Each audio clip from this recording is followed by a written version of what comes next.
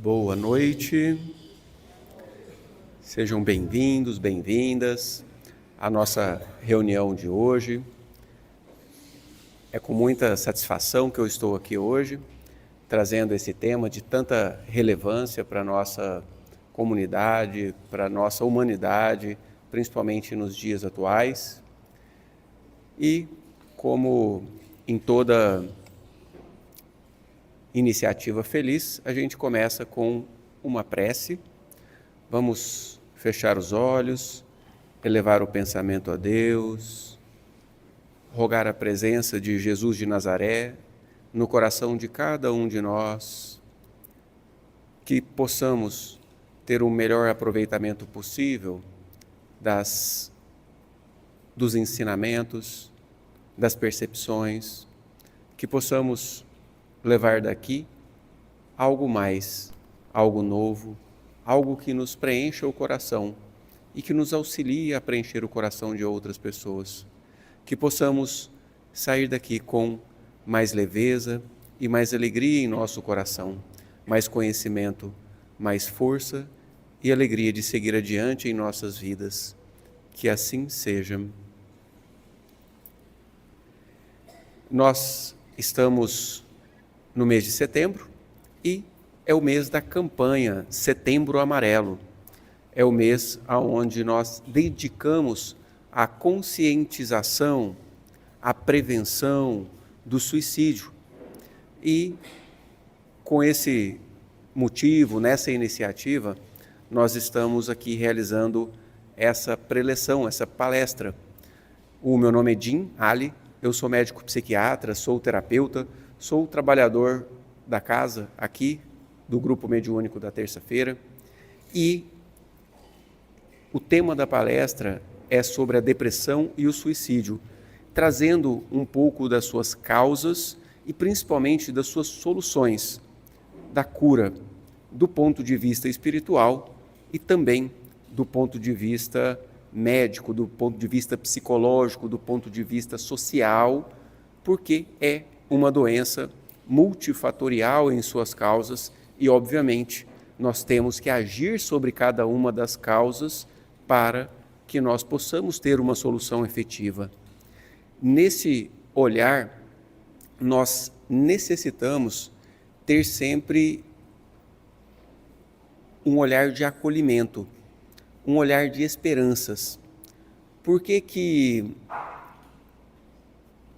o suicídio, por exemplo, existe uma convenção de que ele não deve ser publicado pelos meios de comunicação?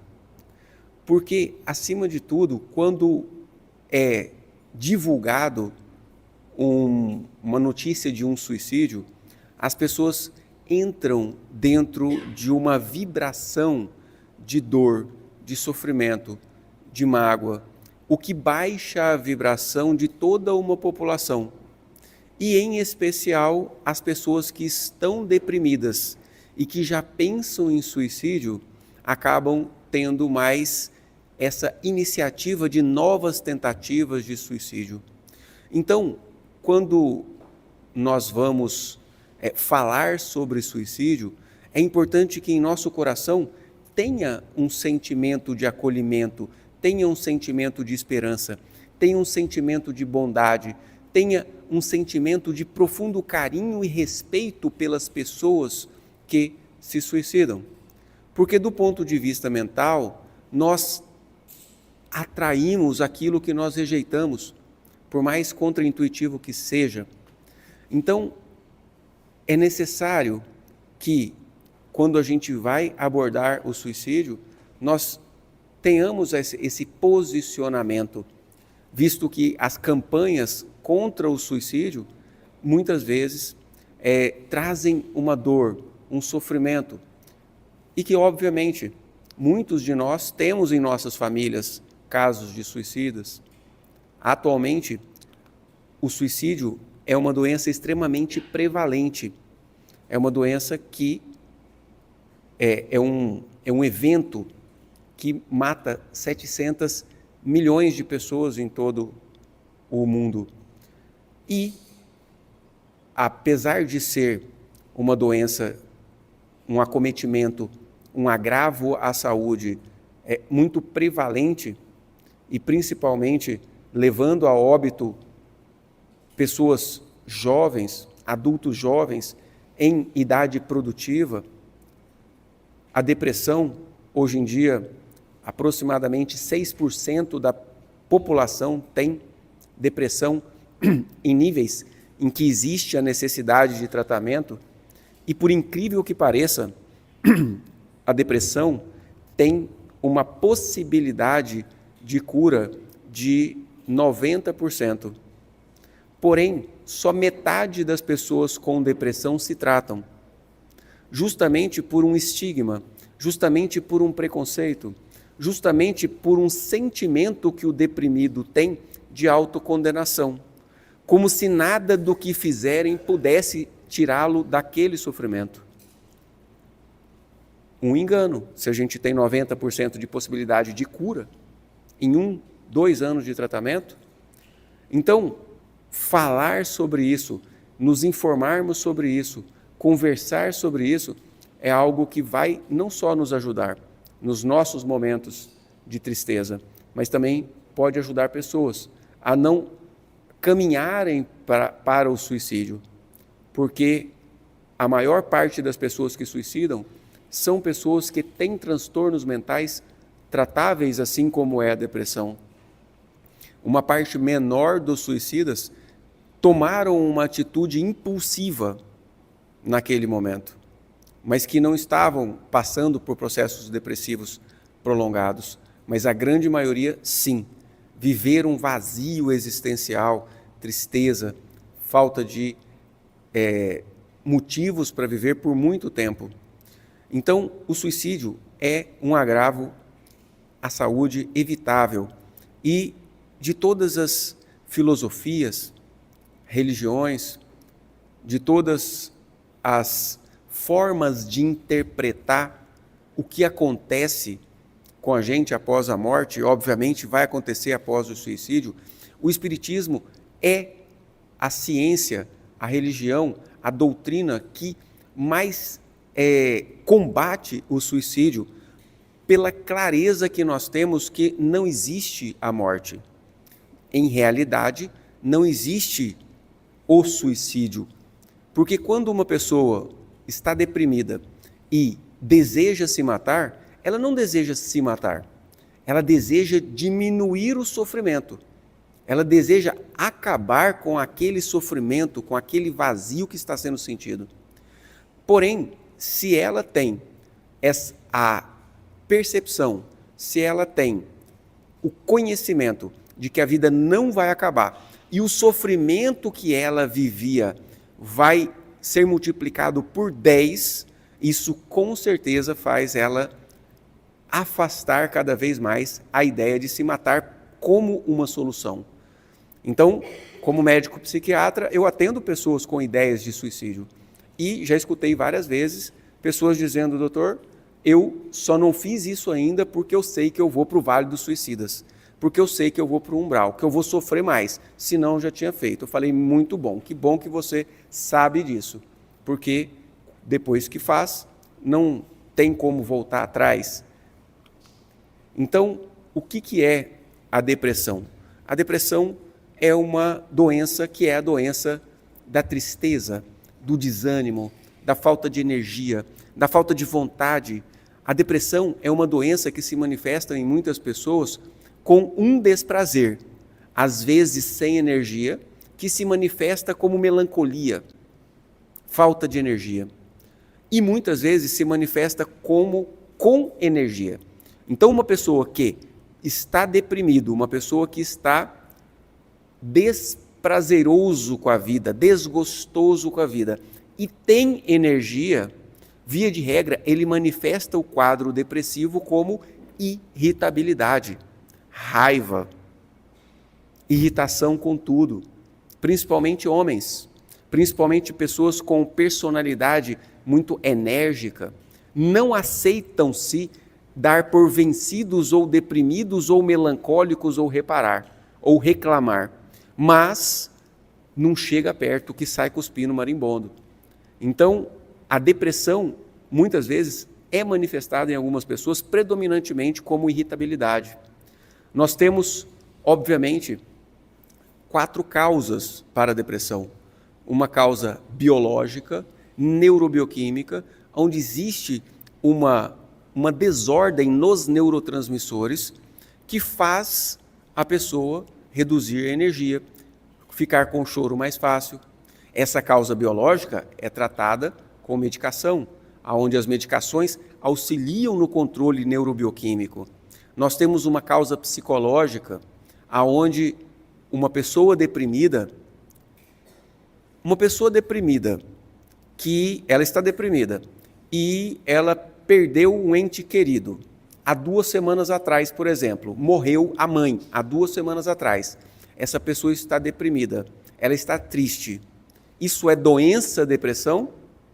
Não, é um luto, é uma tristeza extremamente adequada para o contexto. Quando estamos falando em depressão como doença, significa que nós estamos falando de uma tristeza que não se justifica pelo contexto que a pessoa está vivendo. Não morreu ninguém, não teve uma perda grave, não está com a empresa em falência, não está tendo uma ameaça de morte, e ela está deprimida, ela olha à volta e se sente até culpada muitas vezes, que fala assim, nossa, minha vida é tão boa, eu tenho vergonha de falar que eu estou triste, porque minha esposa é legal, meu marido é legal, meus filhos são saudáveis, está tudo muito bem e eu estou nessa tristeza toda. Isso indica que nós temos uma causa psicológica relacionada a traumas, relacionada a vivências tristes, perdas graves que aconteceram em outros momentos, não no contexto atual. E essa causa psicológica traumática pode ter acontecido na infância, aonde a criança assistiu ali a morte da avó, tinha 3 aninhos, não entendeu muito bem o que estava acontecendo, só viu aquele tanto de gente chorando e a avó sumiu, depois viu a avó no caixão, ou nem viu, só acessa essa informação, isso fica incubado dentro da pessoa e lá pelos 25, 30 começa a ficar triste, um luto que não foi vivido quando era criança, por exemplo, ou uma criança que foi abandonada pelos pais, ela vive essa tristeza, esse sentimento de abandono e tristeza, por exemplo, ou nós sabemos, como espíritas, que nós temos de vidas passadas dores muito grandes, que nós passamos de perdas, mortes, e nós sabemos que a depressão raramente vem sozinha. A depressão, na maioria das vezes, vem com a ansiedade, que é a doença do medo, da preocupação excessiva, do sofrimento antecipatório. O pânico, que é quando esse medo vem como uma sensação de morte. Quantas vezes cada um de nós já passamos pela morte? Então, quando uma pessoa está sentindo pânico, essa pessoa está tendo uma crise de pânico, com uma sensação de morte, ela pode estar conectada com o evento da morte de uma vida passada, assim como ela pode estar conectada com o evento da morte de um antepassado, visto que nós acessamos essas informações no inconsciente coletivo familiar. Nós temos causas sociais. Como é que você vai se sentir bem, alegre e feliz se o seu país está em guerra? Como é que você vai se sentir alegre e feliz se você mora num lugar onde os vizinhos se matam, numa favela, onde os traficantes controlam e os jovens dependentes químicos não pagou, morrem, e de repente tem um corpo lá? Então, os componentes sociais são causas e também merecem uma intervenção quando a gente vai tratar, e obviamente os componentes espirituais, dos quais nós, em primeiro lugar, achamos que são os componentes obsessivos. Ah, estou triste demais, só pode ter um encosto aqui me causando tristeza, só pode ter um espírito obsessor aqui me causando tristeza. Muitas vezes é, mas pelo menos na nossa causuística, na nossa experiência, a gente percebe que esses componentes espirituais, eles são muito mais chamamos anímicos, ou seja, da própria pessoa, do que obsessivos. Até porque um espírito obsessor, para conseguir inserir tristeza em uma pessoa, ela vai ter que achar uma janela para entrar com essa tristeza. E essa janela traumática, psicológica, que a pessoa tem dentro de si, é uma insatisfação que ela vive com a profissão, é a obrigação que ela teve de seguir uma profissão porque o pai mandou, mas ela faz aquilo infeliz e ela vive naquela obrigação. É um relacionamento que está triste, é um relacionamento que está cheio de conflito e que traz aquela janela por onde os obsessores entram. Então, obviamente, o tratamento precisa ser não só biológico, mas psicoterapêutico, a medicação que trata a parte biológica, suporte social, práticas espirituais e, trazendo algumas estatísticas, 280 milhões de pessoas com depressão. Suicídio acometendo 700 mil mortes ao ano. Entre 15 e 29 anos, uma das causas mais importantes de morte nessa faixa etária. E nós percebemos essa faixa etária reduzindo cada vez mais. Então, cada tentativa é, de fato, um pedido de ajuda. Os fatores de riscos, né? Como que eu vou saber se a pessoa está realmente passando por um risco? Porque o suicídio em si, a depressão em si, existe sobre ela, sobre a depressão, sobre a ideação suicida, sobre a tentativa de suicídio, um julgamento moral gigantesco. Então, existe uma tendência, fulano fala, mas ele não tem coragem, né? Isso é falta de fé, isso é falta de serviço, vai arrumar um serviço que você sai dessa tristeza. Isso é um preconceito que empurra a pessoa para o buraco. Então, quais são os fatores de riscos que nós temos que ficar de olho, não só para buscar ajuda, mas para ajudar as pessoas? A depressão, a bipolaridade, o abuso de álcool, abuso de drogas, dor crônica, psicose, que são alucinações, confusão mental, delírios. Aqui a gente entra a mediunidade perturbada e, inclusive, a minha escolha pela medicina e pela psiquiatria aconteceu por eu ter convivido com uma tia minha que tinha um transtorno de personalidade sem tratamento, mas que principalmente ela tinha uma mediunidade perturbada, aonde ela dialogava e era controlada por espíritos obsessores e que não permitiam ela se tratar de um hipertireoidismo. E ela acabou até morrendo de hipertireoidismo dentro daquele processo de obsessão. Então, nós temos fatores de risco clínicos também. Câncer, uma pessoa com câncer, por exemplo, é uma pessoa que tem um risco maior de pensar, planejar e cometer suicídio. Fatores psicológicos, desesperança, impulsividade, perfeccionismo, pessoa que explode com muita facilidade. Essa é uma pessoa que, se tiver acesso a métodos letais, ela pode se matar dentro de uma impulsividade. Sociais, as nossas crianças, os nossos adolescentes, as redes sociais, que hoje em dia existe o bullying, o isolamento, o culto à ostentação, o culto ao corpo, o culto à popularidade, que fazem as pessoas, as crianças, os adolescentes e os adultos também se sentirem excluídos. Histórico de tentativas de suicídio anterior, histórico familiar de suicidas. Por quê? Como eu disse, nós acessamos inconscientemente um arquivo de memória familiar que é semelhante que é chamado pela psicanálise de inconsciente coletivo, que é como se fosse a gravação de tudo o que aconteceu com o pai, com a mãe, com os avós, com os bisavós. E a gente acessa essa gravação para trazer de lá o quê? Habilidades. Nós trazemos dos nossos antepassados habilidades. Então, meu avô, que ele já aprendeu, ele era pecuarista de leite, interior de Minas, tinha lá a rocinha, o gado, então ele aprendeu a mexer com gado. A experiência da vida inteira dele, se eu fosse mexer com gado, eu teria mais habilidades.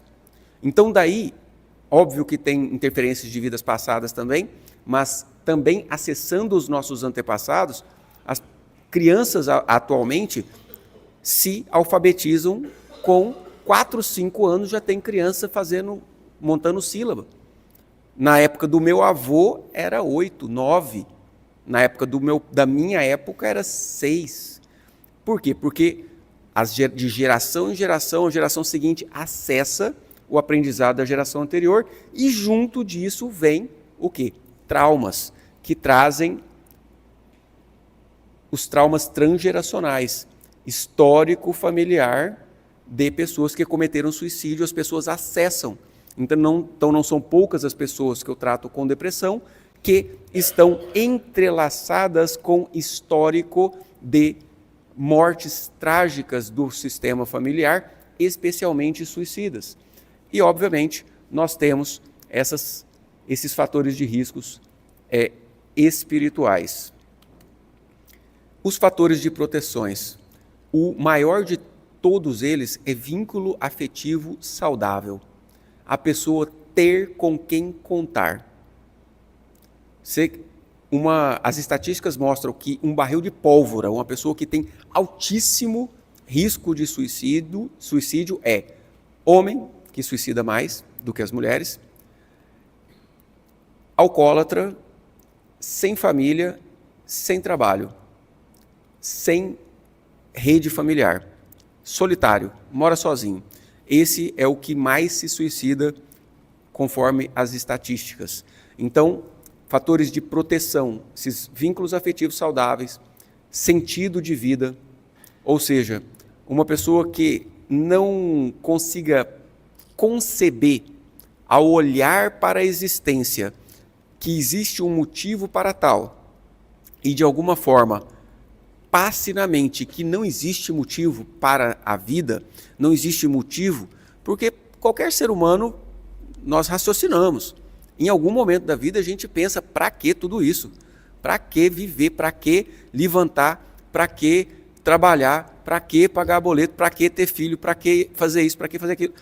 E a gente não chega a uma conclusão porque o universo é gigantesco, a nossa capacidade intelectual não acessa tudo, e aí a gente dá um sentido que é mais emocional, que é mais, digamos assim, intuitivo, que existe um motivo para o qual eu vou chamar isso de Deus. Deus criou tudo isso e nós evoluímos, e o Espiritismo, dentro da proposta da fé raciocinada, vai trazendo cada vez mais explicações, mas muitas pessoas perdem o sentido da vida se não conseguem sentir que esse motivo de existir existe. Então, outros fatores de proteção são acesso a tratamento e não acesso a meios letais.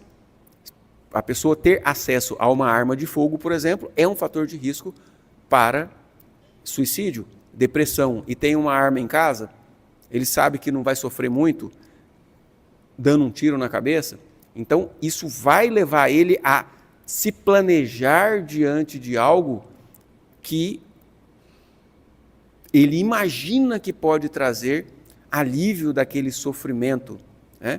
Habilidades emocionais de solução de problemas, ou seja, resiliência. Então, nós temos várias citações nos livros espíritas, né, como no livro dos Espíritos, Céu e Inferno, o Evangelho segundo o Espiritismo.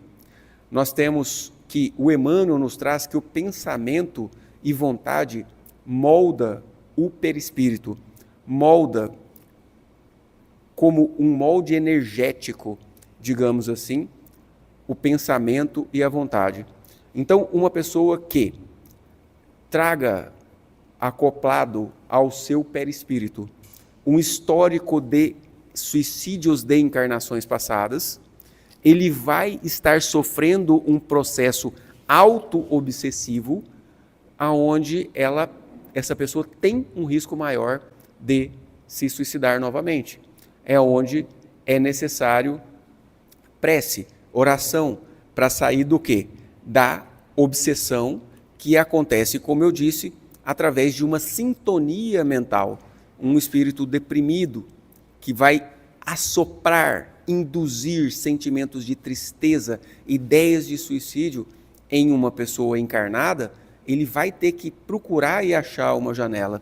E, obviamente, nós temos nas casas de espíritas um suporte que é terapêutico. Nós temos aqui grupo de luto, nós temos os tratamentos espirituais, nós temos o passe magnético que faremos daqui a pouco. Você pode implementar dentro da sua casa o Evangelho no Lar, o estudo, a caridade, o tratamento de desobsessão que temos aqui de vários grupos mediúnicos. E por que a caridade, o auxílio ao próximo, ajuda tanto? Porque você pode ali não só ver que as pessoas passam por problemas, passam por sofrimentos, mas você começa a desenvolver dentro de você um sentimento, uma crença que, poxa, eu tenho tanto que até me sobra, eu vou até doar aos outros através das obras de caridade. E, sem dúvida alguma, uma das obras mais que descrevem melhor o que acontece com o suicida é o livro Memórias de um Suicida. Eu aconselho que leiam, que mostra ali do espírito Camilo, que em um momento de desespero ele se suicidou e foi parar no Vale dos Suicidas. E como que é esse Vale dos Suicidas? Ali atrás eu falei que o pensamento molda o perispírito. E também o pensamento e a vontade moldam a realidade à nossa volta. A realidade material, sim, aonde informação, que são os pensamentos emitidos pela mente, vira energia, que vira matéria. Ok. Mas quando a gente está desencarnado, esse substrato físico mais concreto que a gente vive nele se perde, aonde os pensamentos e a vontade tomam uma força muito maior de ideoplastia, de criar à nossa volta aquilo que está na mente. Então, o Vale dos Suicidas é um lugar psíquico, é um local psíquico, podemos dizer analogicamente assim, aonde se unem por afinidade de vibração as pessoas que estão naquele sentimento e naquele propósito, naquela intenção e vontade de autodestruição. Então, eles se juntam por afinidade de vibração e ali eles plasmam, materializam um lugar semelhante ao umbral, porém com características mais específicas dos suicidas, aonde é um lugar escuro, lamacento, frio, com aves de rapina, aonde ele descreve no livro que os suicidas estão ali andando, alguns com a corda ainda amarrada ao pescoço, outros com os pulsos cortados, outros, olha que interessante, ele descreve, ele olhando do lado e uma imagem de um trem passando em cima de uma pessoa, e o trem vinha passando de novo em cima da pessoa, o trem passava de novo, aquela imagem repetitiva, que o suicida que se jogou na frente do trem, sendo levado para lá, aquela imagem era passando. Então todos que estavam ali, estavam com as marcas da forma que cometeram o suicídio, né? Então, foi resgatado pela Legião dos Servos de Maria, foi hospitalizado, foi para um processo reencarnatório, porém, ele só pôde ser resgatado quando orou, quando teve a oportunidade de fazer uma oração e elevar a vibração um pouquinho para poder ver, enxergar os servos de Maria que estavam ali, disponíveis para ajudá-lo, porque até então ele não conseguiria enxergar um espírito de luz, um espírito de auxílio, porque o padrão vibratorial é totalmente diferente. Então, a gente aprende aqui que, no pior acontecimento que possa ser, a oração é o primeiro e maior remédio. Isso ajuda, inclusive, nos nossos sonhos, né, que é uma atividade onírica, espiritual. Né? Então, se a gente está num pesadelo, se a gente tem esse impulso de orar de antemão, a gente, via de regra, a gente consegue. Então, lições clínicas e espirituais do caso. Fixação mental prolonga esse sofrimento. As intervenções, a prece, o apoio fraterno, a mudança de foco, o serviço, o estudo, a disciplina emocional, o praticar o metapsiquismo, ou seja, que é o pensar no que se pensa e tomar providência quando você se percebe pensando em coisas negativas, e vigiar também o que se vê, o que se fala, o que se escuta, com quem se convive. Então, tem receitinha para ficar deprimido. Alguns programas de televisão policiais, alguns perfis do Instagram que só reclama, só fala coisa ruim, só traz tristeza, em pouco tempo você vai estar deprimido. Então, é necessário essa vigilância, digamos, do ponto de vista mental. Então, existe esse depoimento dessa história no livro Céu e Inferno, a comunicação de suicidas, dor localizada conforme o método, isso que eu já descrevi aí, as consequências variam e, especialmente, vão ter uma consequência na vida posterior, porque essa atitude impensada de lesão do corpo físico para causar a própria morte vai causar necessariamente uma lesão no perispírito, que é esse molde energético que compõe e dá forma ao corpo. E na encarnação seguinte, a consequência será o quê? O que vocês acham? Lesão naquela área. E a gente descreve da história do André Luiz, em Nosso Lar, que foi um suicida inconsciente ou indireto, por conta de pensamentos negativos, por conta do consumo do álcool, cigarro, se não me engano também. Então, quando ele estava lá no umbral, que era um umbral mais, digamos, geral, não tão específico dessa zona dos suicidas, assim como tem zonas umbralinas relacionadas à guerra, onde existem espíritos desencarnados por milênios ali, guerreando, se degladiando, tentando se matar um ao outro e não conseguindo se matar.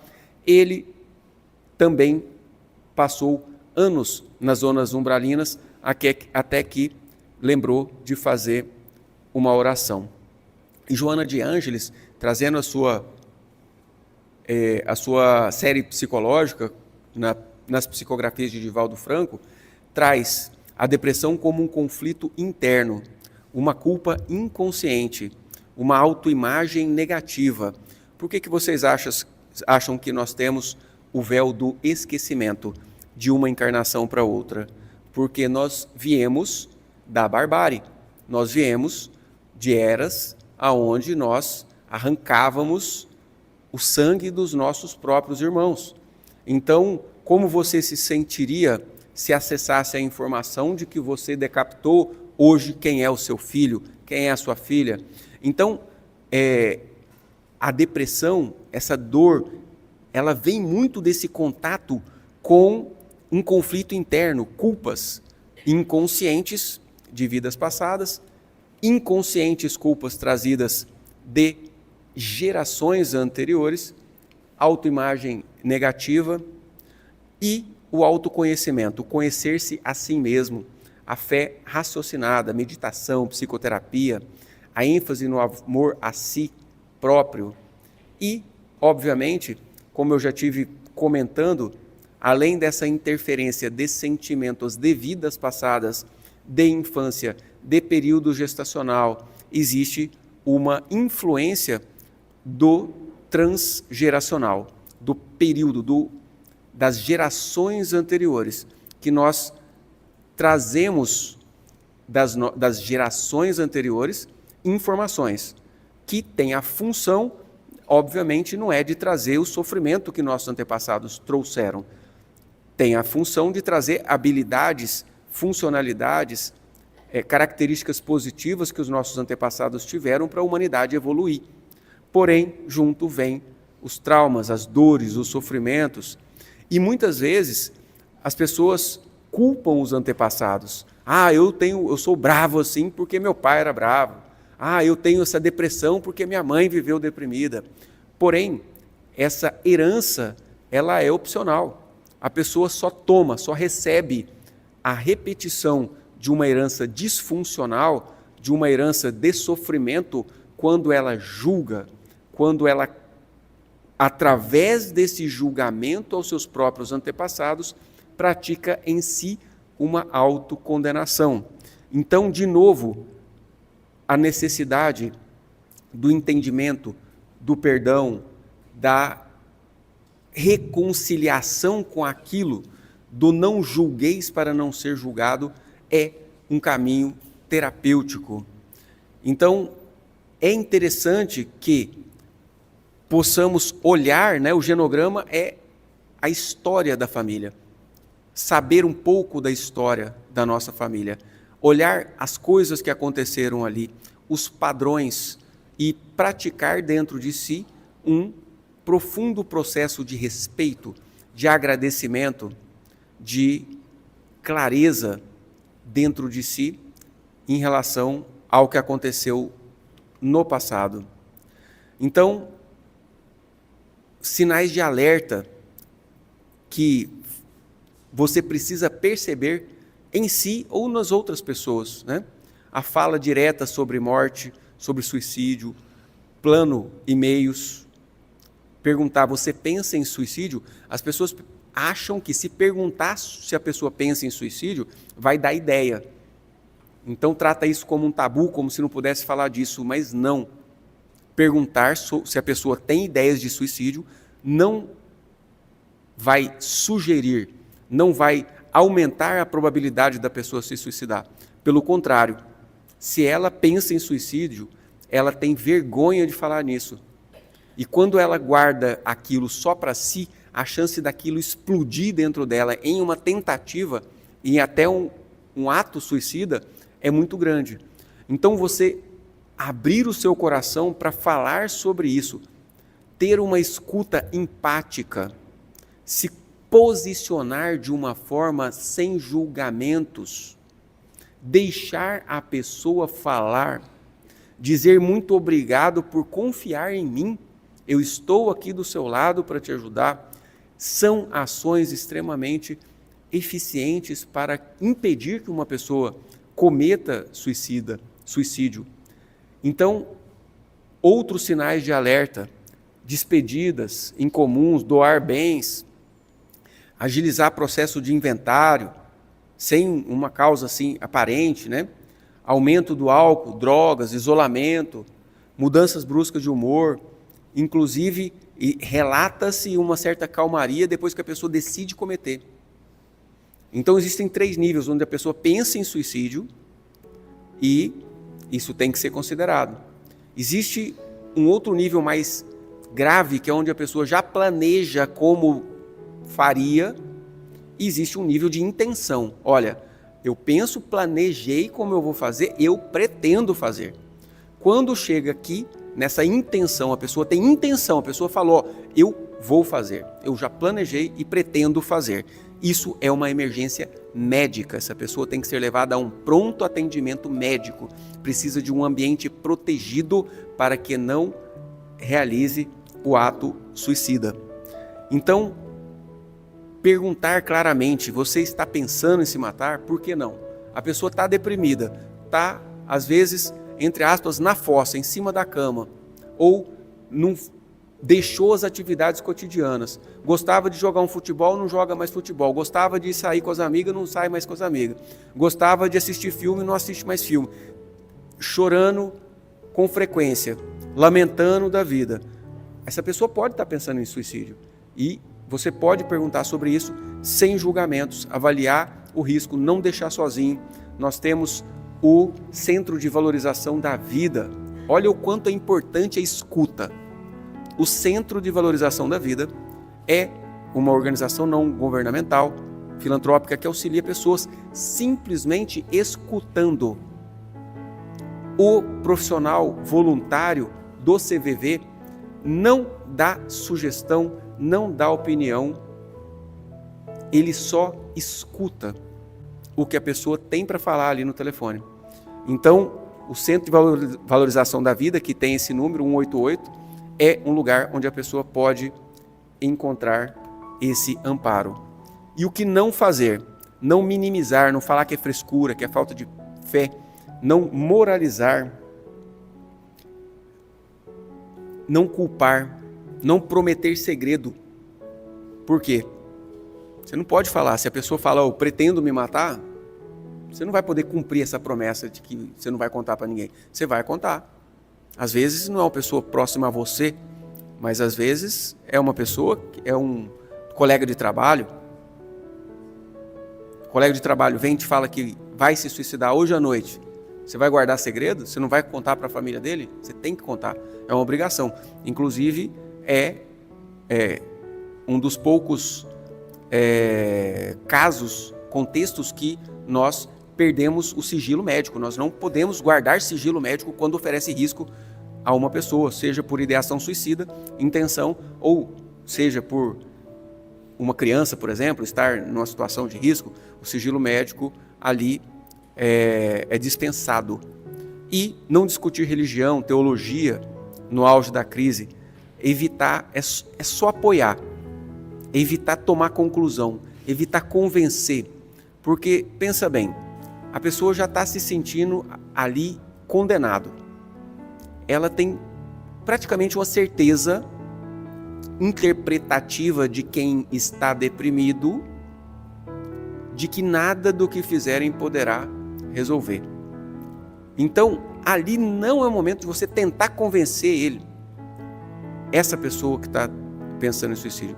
É o momento de você dar o ombro ao amigo e não deixar sozinho, quando esse risco, obviamente, é iminente, e buscar ajuda, atendimento, terapia integrada. Então, avaliação médica, psicoterapia, medicação é muito importante, ajuda muito. E aqui existe condições clínicas. Hipotireoidismo, por exemplo, pode deixar a pessoa extremamente sem energia, extremamente deprimida, com tristeza, com choro fácil. Então existem condições médicas, clínicas que precisam e devem ser consideradas. Obviamente, uma intervenção espiritual, passe, prece, evangelho no lar, estudo, né? Trazer um sentimento de pertencimento a essa pessoa, familiar. Então, nessas três esferas que somam corpo, mente e espírito. E nós, nas casas espíritas, temos os nossos grupos, as nossas formas de tratamento, temos o atendimento fraterno, onde você pode conversar com um trabalhador aqui da nossa casa sobre as coisas que você está enfrentando, sobre o que está acontecendo com você. Ou, obviamente, você pode sugerir a alguém que está passando por uma depressão que busque esse tipo de auxílio. Não só auxílio profissional, mas o auxílio filantrópico que uma casa espírita pode trazer. Então, aqui está algumas bibliografias que é interessante. E, resumindo, para finalizar, a depressão é um adoecimento que é tratável, que tem uma causa neurobiológica química, tem uma causa psicológica, tem uma causa social e tem uma causa espiritual, obviamente tratáveis. Então, isso leva a gente a concluir que o suicídio é realmente prevenível. A dor pede acolhimento, não julgamento. Pensamento e hábitos moldam o íntimo. Família, comunidade protegem. Terapia integrada, clínica espiritual, social é fundamental e a vida sempre continua. O amor é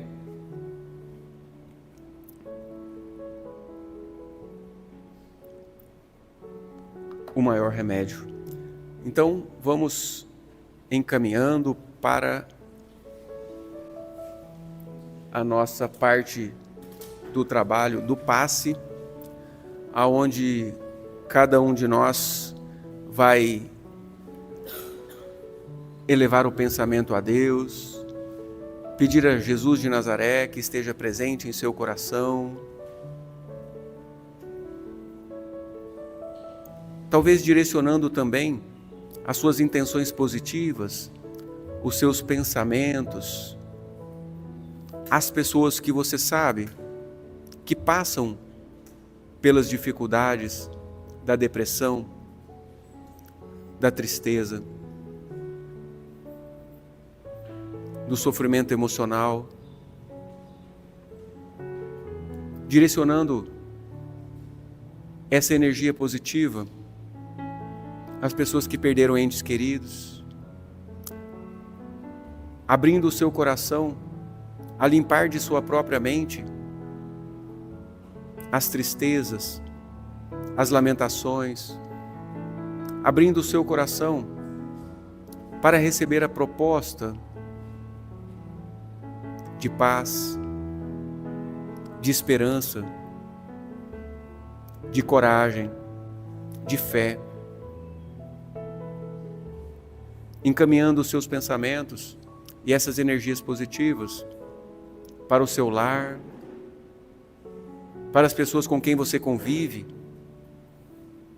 talvez para as pessoas com quem você tem conflitos, abrindo o seu coração à renovação, que é lei divina em todo o universo, abrindo o seu coração à renovação dos seus sentimentos, dos seus pensamentos, das suas intenções, mentalizando, percebendo, visualizando a luz que vem do alto, que representa o amor de Deus, que desce sobre todos nós como pétalas de rosas, amarelas, douradas, tocando a sua pele, sendo absorvido pelo seu ser, reequilibrando, pacificando os seus centros de energia, com paz,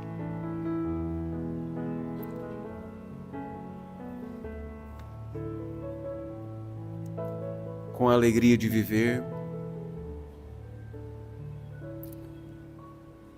com o sentido profundo da vida eterna,